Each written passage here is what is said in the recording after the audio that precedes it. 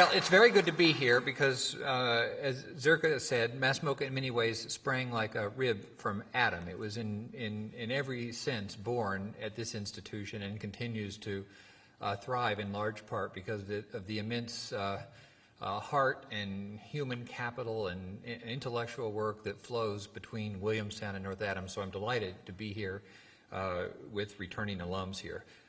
This is maybe how you remember North Adams from your time here. I've had a love-hate, mostly hate relationship with the New York Times.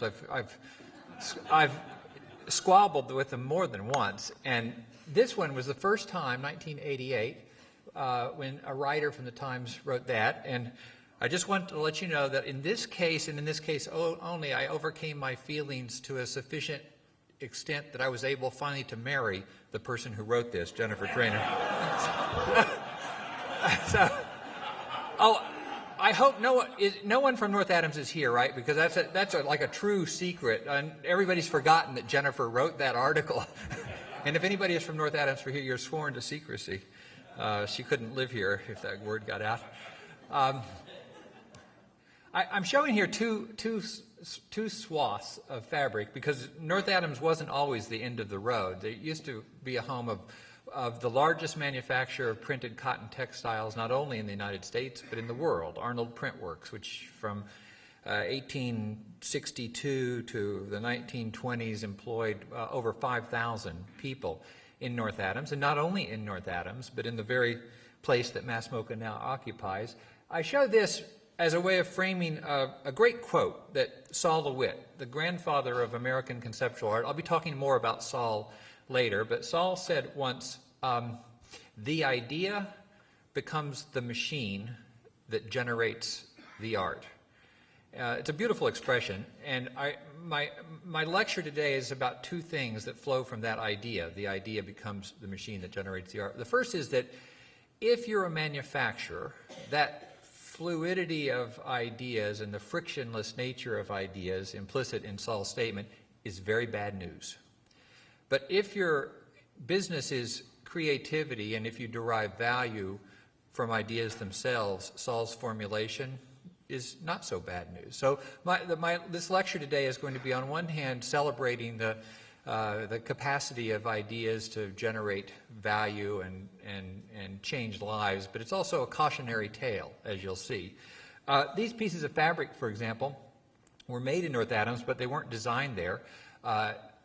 Arnold Printworks had a very interesting model. They would send design scouts, as they called them, off to Milan and Rome and Paris, and they would take notes. In other words, they would copy high-end fashion design from European fashion houses, bring them back on fast schooners to North Adams, and knock them off, making designs like this.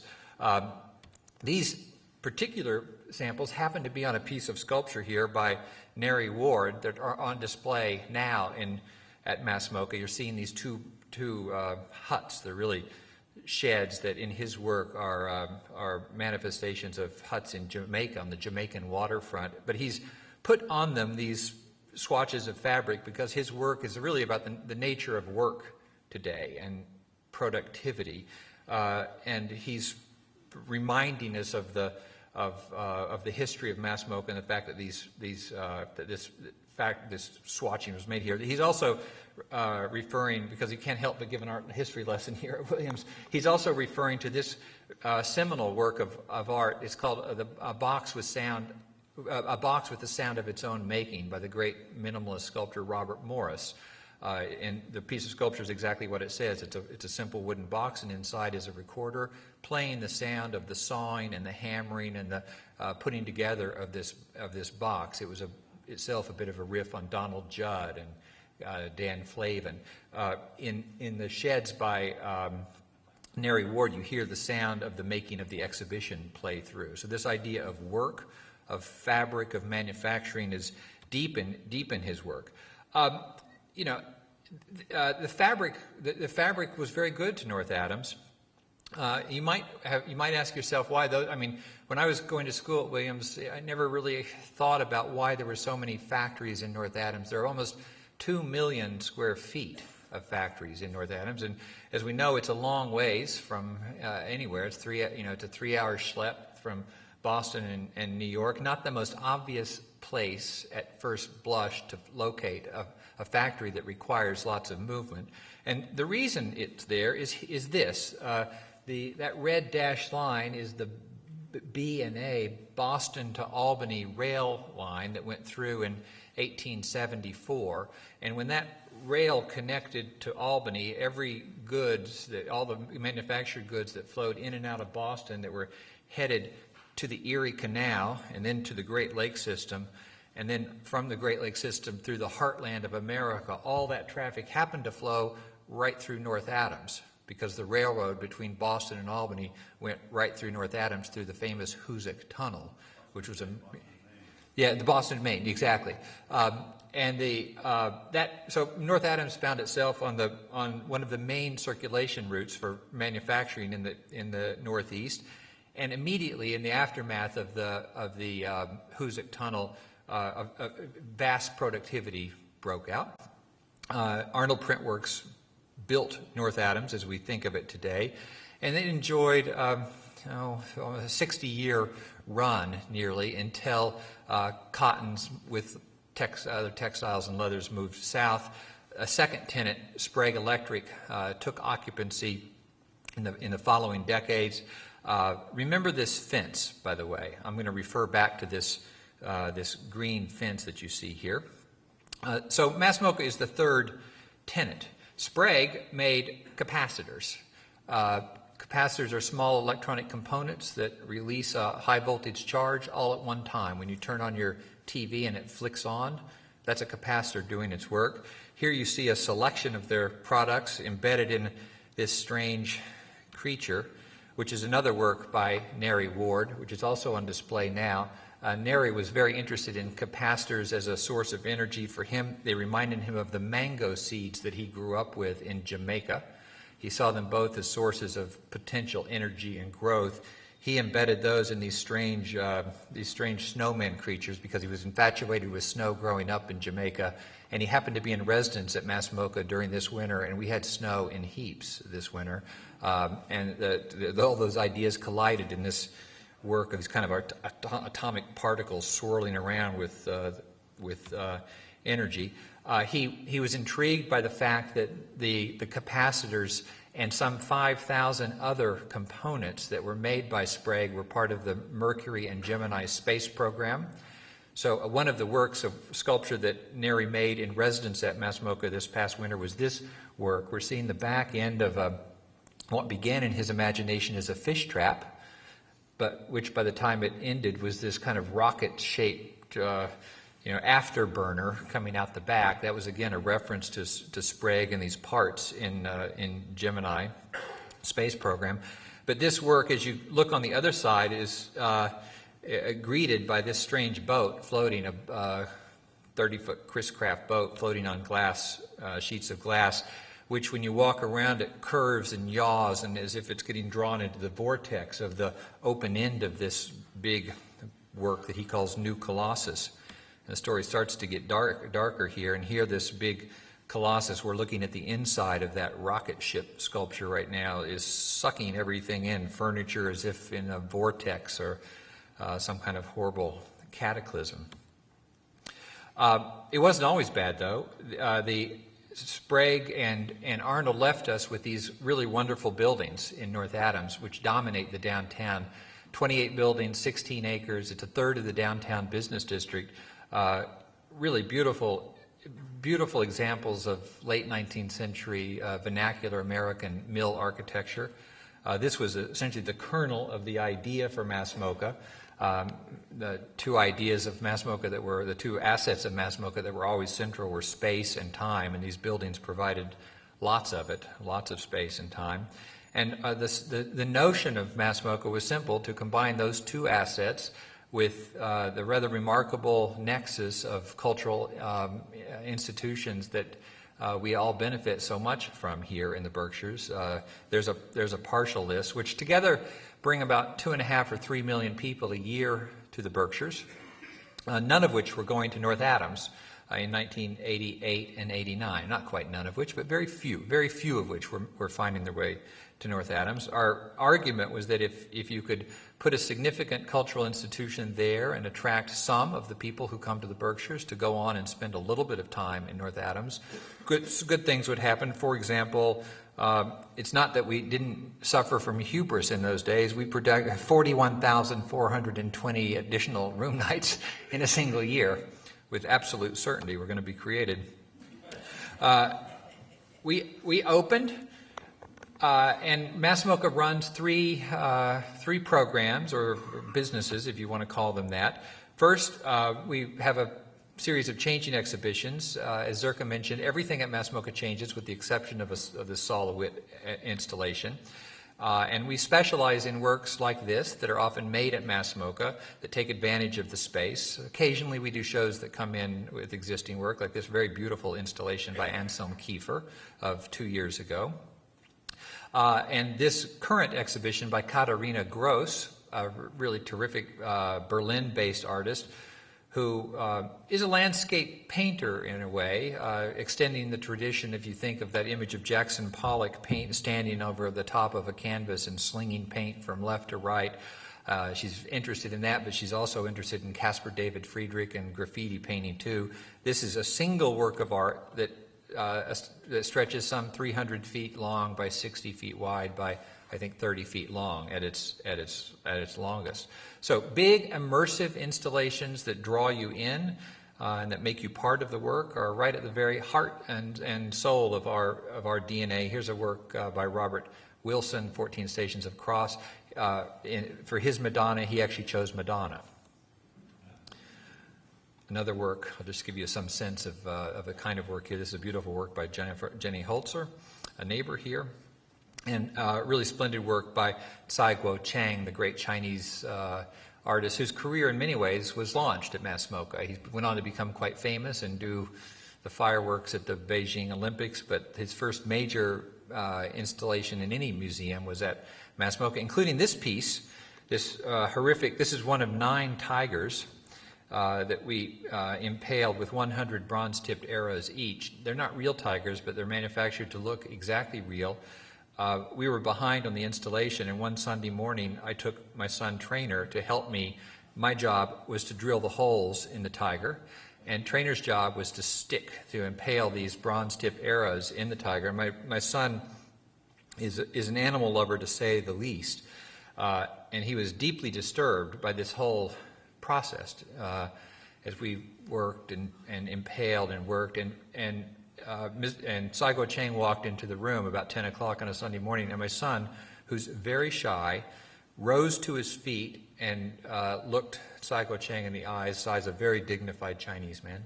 And he said, "Mr. Tsai, don't you think 3 or 4 arrows in each tiger would have been enough?" and Tsai said, "You must think we're hurting these tigers." And Trainer said, "Well, yes, it's 100 each." And Tsai said, "Oh, no, Trainer. Each arrow that comes into the tiger gives it energy. There's a liberating force that comes with each arrow. How do you think they're going to fly? They need this. They need these arrows." It's a very Chinese idea, obviously, about taking a blow and taking in energy and converting it into something constructive. My son was utterly unconvinced. Besides visual arts, as Zirka also mentioned, we have made a significant effort in bringing performing arts to our institution. It's part of my belief that if you're serious about providing a broad array of services and really taking on contemporary art today, you can't stop at visual arts. Artists like Laurie Anderson, who makes nearly all of her work at MoCA. She's one of many artists who come and spend time in North Adams. We own 2 houses on River Street. They come, they stay. We offer them stage, time, and tools and resources and staff to make work that they might not be able to make elsewhere. It's an immensely popular program, particularly locally. I think one of the characteristics of MoCA is that as the further away you are from MoCA, the more you think of it as a museum. The closer you live here, the more you think of it as a performing arts house. most notably, last summer we began a new initiative, a very large initiative with a rock and roller named Jeff Tweedy with the band Wilco, a fantastic Wilco band, indie rock band out of Chicago, and together we curate a festival that attracts, I think we'll have something like 5,500 people that come. They'll be arriving 2 weekends from now. And our program is wide-ranging, including children's programming, aiming high, Philip Glass, to polka dance parties, including tomorrow a really wonderful performance by Dan Zanes, 2 o'clock on Saturday. Our third business is commercial real estate, and we've developed I think we're the largest commercial real estate development company in western Massachusetts now. We've developed about 125,000 square feet of space, and we have 20 tenants, including the State District Court, the Social Security Office, 2 law firms, a New York-based publishing company, and restaurants, and wide range of activities. And we were also with a partner, a fellow Williams alum, Jack and Susie Wadsworth. We helped develop a row of beautiful old worker houses across on River Street into what's now, I think, one of the region's very nicest inns, the Porches Inn. It's a very interesting transformation project itself. All that together has begun to make a difference. Just begun, but it's starting. We've had now, we're pushing 1.5 million patrons, and the combined activity of the visitors who come in from afar and the business activity on the site has added about $21 million a year in income to the area, which makes a big difference in a town like North Adams. Downtown storefront occupancies have just about doubled, and unemployment's gone from a rather stunning 18%, actually even got a little higher, that it touched 20% in the early 90s, down today to about 11% after hitting 6%. So big progress. There's lots of work still to go.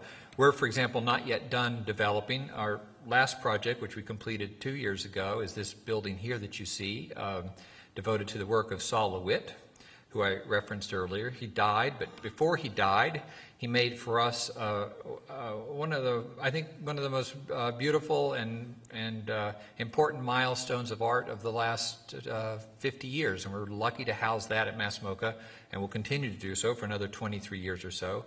100 of his monumental wall drawings, which he delivered in this beautiful little box.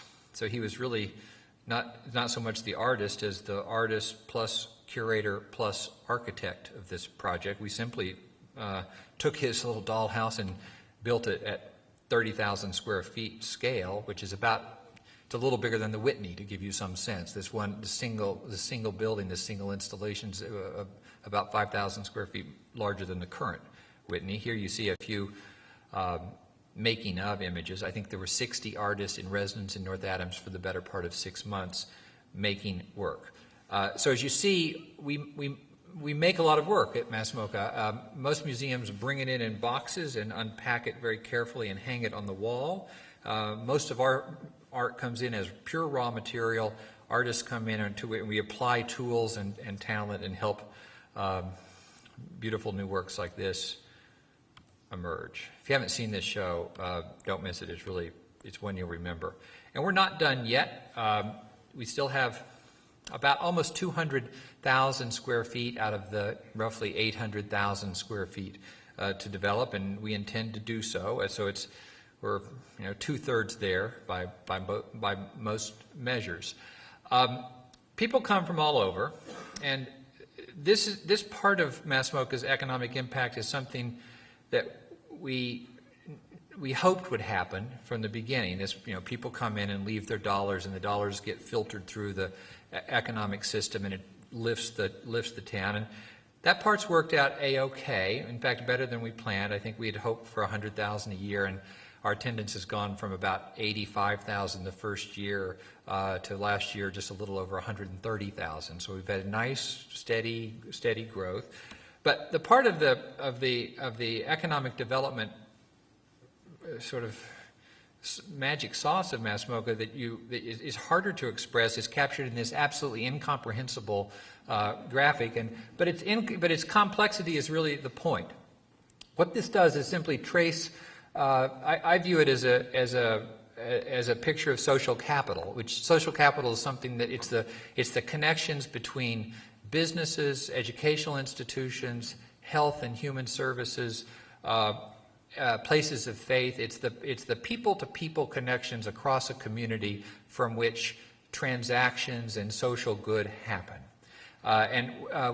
We commissioned a study with the Ford Foundation, and they took it's very simple. They took all of our trustees and their families, all the staff at MoCA and their families, all the tenants who are at MoCA and their families, and traced their social connections back to other institutions throughout Berkshire County to give a picture of how well embedded and enmeshed MoCA would be in the institution. And that's what this is, and there's a more detailed version. And what it shows is a picture of an institution, I think, that's somehow well and truly founded and landed in its community, and it's begun to make a difference. North Adams had this amazing statistic which we discovered, which it lost population in every single decade of the 20th century. It's a rather stunning socioeconomic indicator that you don't recover from. At the last census, we discovered that it's flattened out. I was hoping that we were going to see a dramatic rise, but the truth is that the plummet has stopped, and there seems to be some leveling out, maybe a very small increase. But if you dig a little deeper, people are still moving out and moving in all the time. The people that are moving in, nearly 80% of them self-identify themselves as creative souls. They're architects, writers, artists, people who make things and create value instead of people who work on assembly lines. And that's a very good thing, and it aligns quite well with one of the Commonwealth's great strengths, which is fundamental research and development. These are just a couple of, I could have picked one of hundreds of graphs, but this shows patents issued per capita in Massachusetts is right behind California, you see, and in global research and development, Massachusetts is, if it were a country, would be just below Sweden and above Finland and all these others. We make a lot of things in this state. Fundamental research and development and creativity is part of bedrock of our Commonwealth, and it's good then that North Adams is beginning to realign itself with that mode of making, and it's very important. This is a picture that I found of research and development going on at Sprague Electric, and I then later came across this one. One of our trustees took us a small group of MoCA people on a tour of China, in China, and it was in Beijing at this huge factory complex, and I came across a book that had this photograph. It was a history of this complex, and I recognized that machine because we had a lot of those at Sprague when we took over. That's a capacitor making machine right there.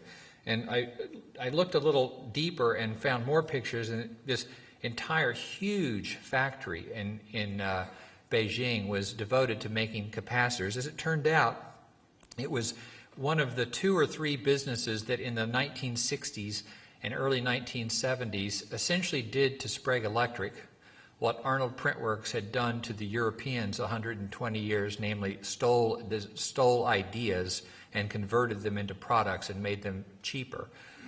This factory, which was built by the East Germans in Beijing for Mao Zedong, later became what's called 798, which is now a huge arts district in Beijing. So there's a very interesting circularity to this. Sprague Electric gets put out of business by this giant Chinese capacitor maker, which then later becomes an arts district that in many ways was modeled on MoCA 20 years later. I bring that up just because there's this fence I pointed to earlier in the lecture. This is actually the fence that Sprague Electric put up in 1971 as an answer to a cataclysmic strike that unfolded at Sprague. You see, the artists have put in this like, "What's next, Wisconsin?" Referencing the union activities that are going on in Wisconsin. And also on the wall, they hung, I think in celebration, I think in a completely misguided way, the 1971 union contract agreement between the workers at Sprague and the management at Sprague. And I took this picture just this morning and and purposely put the reflection of this gallows over here, which is also in the gallery, because in my view, the kind of rigid nature of the language in this union contract agreement with Sprague in some ways was the beginning of the end of Sprague Electric as we know it today. And that, I think the kind of thinking that was implicit in this document at the end of what was originally the end of the Industrial Revolution in the United States is the cautionary tale that I referred to earlier. And I would just say that the lesson is you nurture creativity or you risk becoming a museum. All right? All right. All right. Thank you. That's my talk.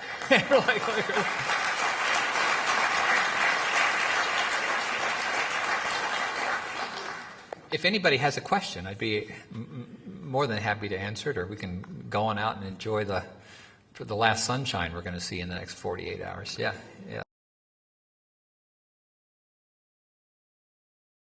Yeah, that's it. Well, North Adams has always been a crucible for labor reform and strong labor action. It's got a 120-year history as a great. The important parts of the legislation that led to the then 12-hour work week grew out in part from strikes that took place there in the 1870s. A strike that was finally broken by the importation of Chinese immigrant workers on the newly constructed transcontinental rail line. They brought back several hundred Chinese workers who lived making North Adams. So here's a strange fact: from 1874 to 1884, that 10-year period, North Adams was the largest Chinese city east of the Mississippi. Yeah.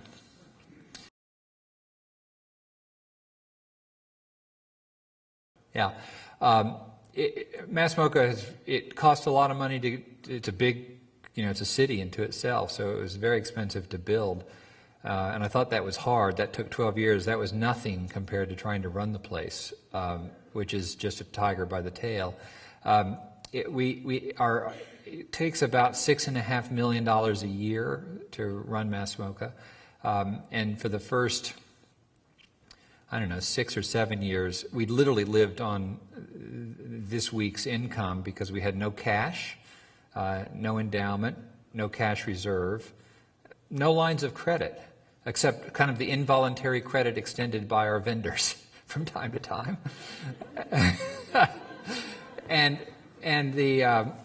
We began with impeccable timing in 2007, encouraged by some really key gifts from generous trustees to launch an endowment campaign right into the teeth of the downturn of the market. And I'm pleased to say that we now have just a tad over $13 million in the bank, actually. And I think that up until the last 18 months or 2 years ago, I couldn't look anybody in the eye and say with any certainty at all that Mass MoCA would be there in, forget 25 years, in 2 years or 2 months. And now I'm starting to feel pretty certain that there's things can happen, who knows, cash is still tight, but we're in much, much better shape than we were 3 years ago. Yeah.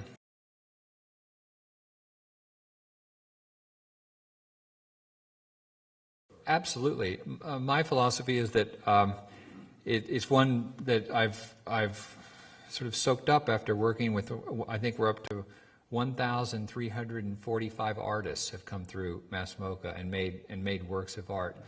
And we had one of them that went deeply, deeply bad, to the extent it made it to the front page of the New York Times not once, not twice, but 3 times. So, and it was a knockdown, drag-out fight that went all the way up to the First Circuit Court of Appeals.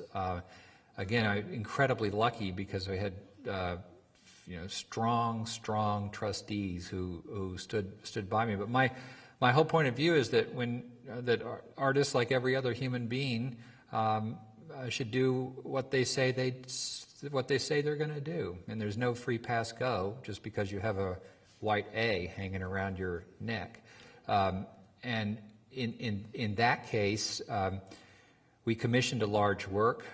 The work got larger. I made 100 catastrophic mistakes that I could write books about. They basically had to do with falling in love with this work and pouring more resources and staff time and resources and staff time. And what started off as a big project became a gargantuan project. The checklist had 10,000 items, and they included a whole theater that we took apart and rebuilt brick by brick, a 260-foot wall, 14 feet high, made of concrete, 11 vehicles, including a full fuel tanker truck that we hollowed out and turned into a submarine, a real submarine. A house that began as a single-story ranch-style house that we took apart board by board, but that one wasn't big enough, so we went back and got a 2-story Victorian house and took it apart board by board and moved it in and reconstructed it into the gallery.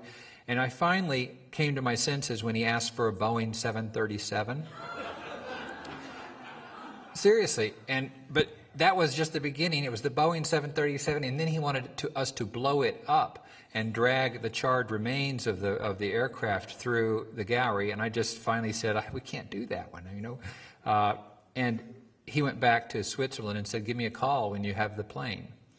And that was the beginning of a huge tussle, to say the least. And I asked the court to determine my rights in getting that crap the hell out of our gallery, and was granted that right by a federal district judge in Springfield, and did that. The artist appealed, saying that I had damaged his reputation. And the First Circuit Court in Boston ruled with MoCA on all but one count. And when we got that ruling back, the artist asked if we could settle, and we did. So the case has been put to bed now. And I don't know what. I've got several trustees here. I don't know. Jay, what did we learn from that one? I don't know. I think you learned everything. Yeah, exactly. Exactly. You know, so I figure if you don't have one of those go bad every 1,300 or so, you're probably not pushing hard enough. Yeah, yeah.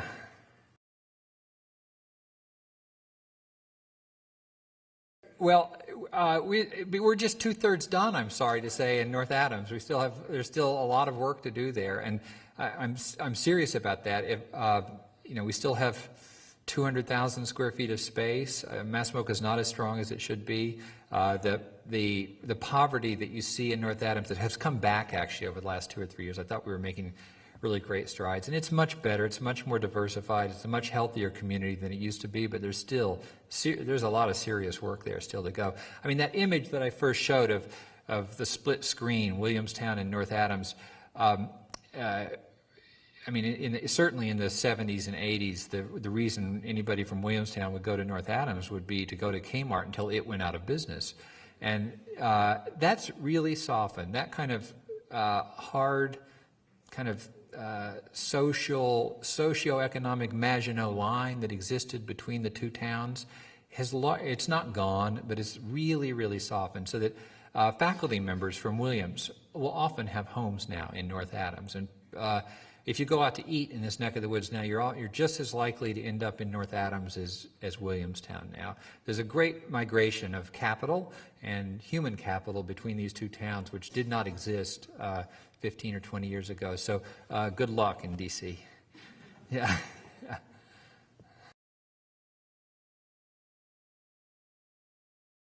Absolutely.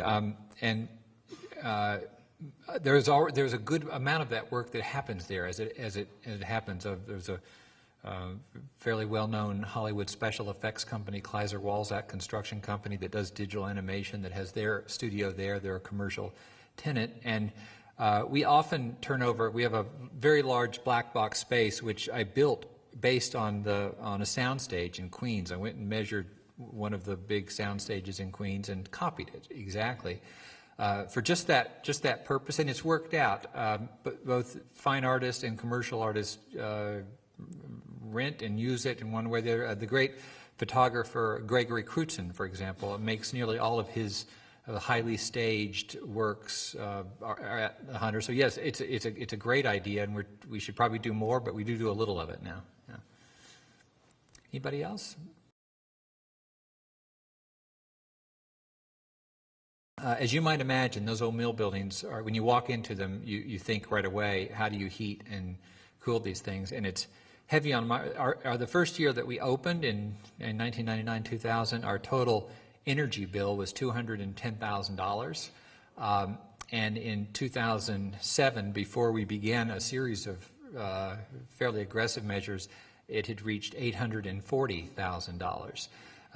And our top line budget stayed the same. We've always been a $6.2 million budget. So that $600,000 of growth, negative growth through higher energy bills was heavy on my mind. So far, we've installed 52 kilowatts of solar, and we have another 250 going up now. And more importantly, we've installed a whole range of, they're boring things, but they're pumps that come on slowly instead of all at once, variable speed fans, CO2 sensors in the buildings, and we've been able to reduce our electrical energy load by about 32% over the last 2 years just by upgrading those sorts of things. So we're doing it for all the best reason in the world, self-preservation. Yeah. All right. Thank you. Yeah.